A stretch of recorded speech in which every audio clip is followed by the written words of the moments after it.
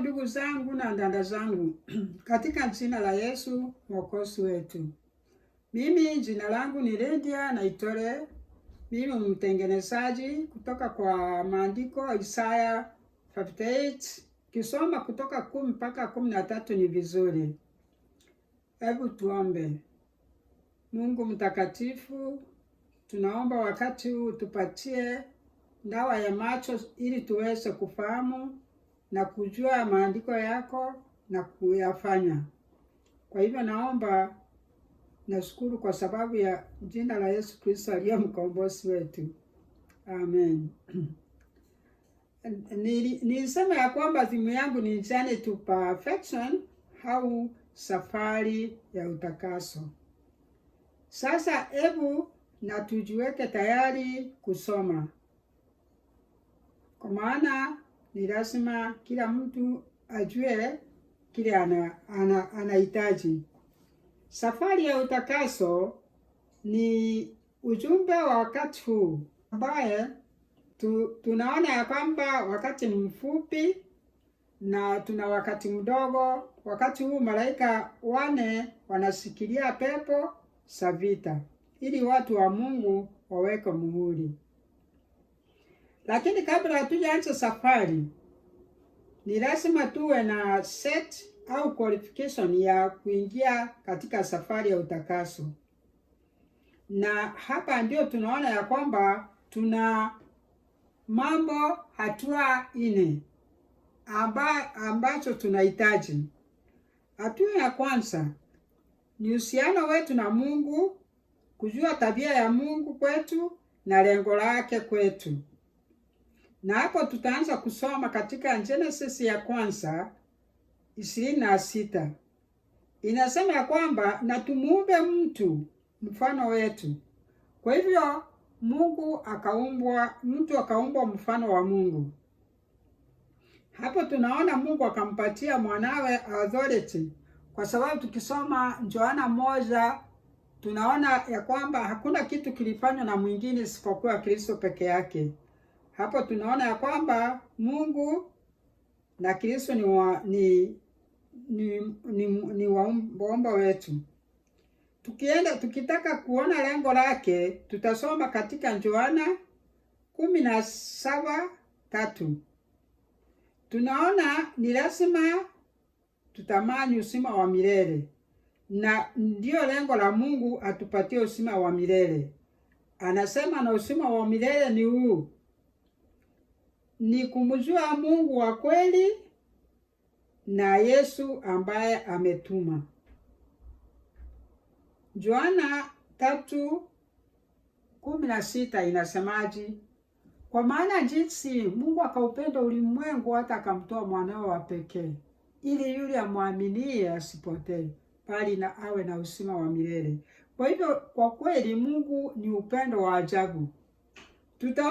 Tutaona tukiendelea fasi zingine nyingi ambazo zinatueleza upendo wa Mungu, vile Mungu alivyo. Kama Exodus kutoka 34 mstari wa 6 na 7, Moses anaeleza vizuri vile Mungu alivyo. Tukisoma Maika 7:18 anauliza ni nani mwingine kama wewe ambao unaweza kusamehe. Tukienda katika Jona 4:2, Jona anasema na nilijua, ndio sababu mimi nilikuwa na kutoroka. Nilijua wewe ni mwenye huruma na unaweza kugeuka. Sasa unaona mwanadamu ni wa ajabu. Jona yeye anasikia vibaya kwamba watu wa Nineve wameokolewa. Sasa hapo tumeona ya lengo la Mungu ni kutuokoa na kutupatia uzima wa milele. Na ametupatia njia ya kwamba Yesu ndio atatupatia hiyo uzima. Yesu naye anasemaje? Anasema ni lazima mtu asaliwe mara ya pili. Hapa ndio kuna maneno yote. Ni lazima mtu asaliwe mara ya pili. Sasa hebu tuulize ya kwamba ikusaliwa mara ya pili ni kufanya nini na yenyewe ni nini? Kusaliwa mara ya pili ni ya kwamba Mwanadamu alipoumbwa na Mungu alikuwa mtu safi, alikuwa na utukufu mwingi na alikuwa na nguvu ya kujifanyia chochote kile. Lakini wakati alipoanguka, alinyang'anywa, ilichukuliwa, shetani akampatia mbegu yake. Hii mbegu ndio tunaita carnal mind. Carnal mind ni mtu anasaliwa naye hata akiwa mdogo, anasaliwa na hiyo carnal mind. Na tunaambiwa hiyo carnal mind ni mafikira ya kifo, ya kwamba haiwezi kutunza amri za Mungu, ni adui wa amri za Mungu. Na sasa kusaliwa mara ya pili ni kusemaji? Kusaliwa mara ya pili ni kusema ya kwamba mtu aondolewe hiyo mbegu ya kifo, na hii tunaona katika Romans. Ukisoma Romans 7, Warumi 7 kuanza hata 1 mpaka 24, utasikia vile Paulo alikuwa anaeleza juu ya mambo ya hiyo carnal mind. Alafu tukisoma tukiona vile analia, ni nani atanitenganisha na hii mwili wa kifo 22, tunaona ya kwamba ni lazima carnal mind iondolewe kwetu. Na ndio Kristo alikufa msalabani. Yesu alikufa msalabani ili aweze kushinda mwovu Shetani, ili aweze kutuondolea hiyo carnal mind, kwa sababu Shetani naye alisema ya kwamba mwanadamu ni wake kwa sababu amekosa. Basi hebu tuendelee kuona tutafanya nini. Hiyo ni sehemu ya kwanza. Masharti ya kwanza ni kumjua nani? Kumjua Mungu wa kweli, na ni kujua tabia ya Mungu ni upendo, na lengo la Mungu ni tuokolewe tupate uzima wa milele. Nilisema kuna masharti 4. Masharti ya pili ni ya mtu mwenyewe. Sasa mtu mwenyewe ni lazima ajue hali yake ya kwamba amesaliwa akiwa na dhambi. Hata mtoto mdogo akitoka kwa tumbo tu hivi analia hivi, kuonyesha ana kitu ndani yake, kitu ya huzuni, kwa sababu hata Solomoni anasema afadhali yule amekufa kuliko yule amesaliwa.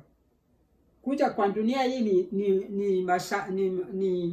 ni masaka tena. Kwa hivyo sasa hiyo carnal mind, mtu atajua ya kwamba kumbe mimi sijiwezi na mimi mwenye dhambi. Ataanza kutafuta sasa atafanya nini. Sehemu ya 3, masharti ya 3 ni kutubu. Kuna kutubu kwa njia nyingi sana, lakini kutubu kwenyewe ya kweli ni gani? Tunaona vile Petro alikuwa anaambia watu wale walikuwa wanauliza tutafanya nini. Walisikia uchungu kwa mioyo yao, wakaona ya kwamba kweli wametengana na Mungu, na wakaambiwa upendo wa Mungu, wakaona ni kweli. Sasa tutafanya nini? Mitume 2:38 inasema ya kwamba na mtubu muokolewe.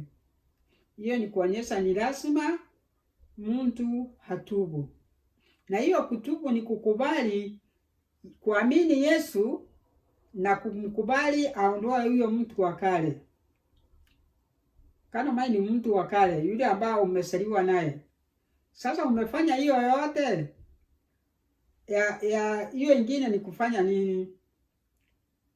Tusome hata Matendo 5:31.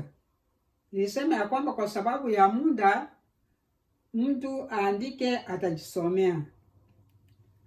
Hiyo ingine ya 4 ili tumalisha masharti sasa. Leo ninazungumza tu masharti vile unaweza kukubalika kuwa mwana wa Mungu au vile utasaliwa mara ya pili. Kwa sababu hii ndio lengo la Mungu kwetu. Tusaliwe mara ya pili, tuondoe mtu wa kale ili na yeye afanye kitu kingine. Sasa atafanya nini? Tukisoma katika Hebrews tunaona imani. Imani ni kuamini hata kitu ambacho hujaona. kitu unafikiria tu, bora uamini. Tutasoma hata Petro ya pili 3:12 na Yohana ya kwanza, barua ya Yohana ya kwanza 5:10 na 12. Kwa hivyo tunaona ya kwamba ni lazima tuwe na imani ya kukubali Kristo ni mwokozi wetu, na yeye tu ndiye anaweza kuwa na nguvu ya kutuondolea yule mwovu. Sasa tukishafanya hivyo, sasa tumepata set au tunaweza kuanza safari na njia ya imani. Sasa Kristo akiondoa carnal mind, hawezi kuacha roho zetu bila kitu. Hiyo mbegu ya Shetani ikiondolewa kwetu, ni lazima naye alete kingine kile ambacho kitatusaidia. Na hii ni itatusaidia ni gani? Hapo ndio tutasoma katika Ezekieli 36:26, lakini sina kitabu ya Kiswahili, kwa hivyo nitasoma na Kisungu, kwa sababu hapo ndio ahadi ya Mungu iko. A new heart also will I give you, and a new spirit will I put within you, and I will take away the stony heart, which is mtu wa kale, out of your face, and I will give you an heart of flesh. Nitawapatia roho ya nyama. I will put my spirit within you and cause you to walk in my statutes. Mimi nitaweka spirit yangu kwenu ili muweze kutembea na ahadi zangu. And ye shall keep my judgment and do them. Na ninyi mtakuwa mnafanya hukumu zangu na kuzifanya. Kwa hivyo mwanadamu hawezi kujigamba ya kwamba yeye ndiye anatia amri za Mungu. Hawezi. Mungu mwenyewe ndio atatia. Baada ya kumwondoa yule mtu wa kale carnal mind, alafu anaweka agano jipya. Hii ndio agano jipya ambaye Mungu alisema ya kwamba ataweka. Tukisoma hata katika kitabu ya Ibrania 8:10 inasema tu kitu the same. Hiyo ni kuonyesha ya kwamba kuna kazi kubwa hapa inatakikana kufanywa. Na bila kufanya hiyo kazi hakuna wokovu kwetu. Na hapo ndugu zangu, ndio unaona ya kwamba watu wengine wanapeana excuses ya amri za Mungu. Si ya kwamba hawataki kufanya amri za Mungu, si ya kwamba wanamchukia Mungu, ni ya kwamba wamedanganywa wanaweza kumpenda Mungu na kutii amri zake ikiwa hata hiyo mtu wa kale ako ndani yao. Haiwezekani. Ni lazima tujue hatia hizi nne ndizo zitatupatia set ya kuanza safari ya utakaso. Safari ya utakaso ni justification by faith, sanctification, mpaka tufikie kilele ya perfection. Hebu tusome ile Hebrews 8:10. Inasemaje? For this is the covenant that I will make with the house of Israel. After those days, says the Lord, I will put my laws, amri zenyewe imesema hivyo, into their mind and write them in their heart. I will be to them a God, and they will be to me my people. And they shall not teach every man his neighbor, and every man his brother, saying, Know the Lord, for all shall know me. Sasa hapo tumemaliza ya kwamba wakati mtu wa kale ameondolewa kwetu, Mungu mwenyewe ndiye anaweka spirit yetu yake kwetu, ili tuweze kutii bila hata matatizo yoyote. Na unaona vile shetani amedanganya watu dunia nzima, ndugu zangu, ya kwamba amri za Mungu haiwezekani, ya kwamba hakuna mtu anaweza kutii amri za Mungu. Tena wanapeana excuse ya kwamba iliondolewa msalabani. Ni kweli ile system ilikuwa ya hapo mbeleni iliondolewa.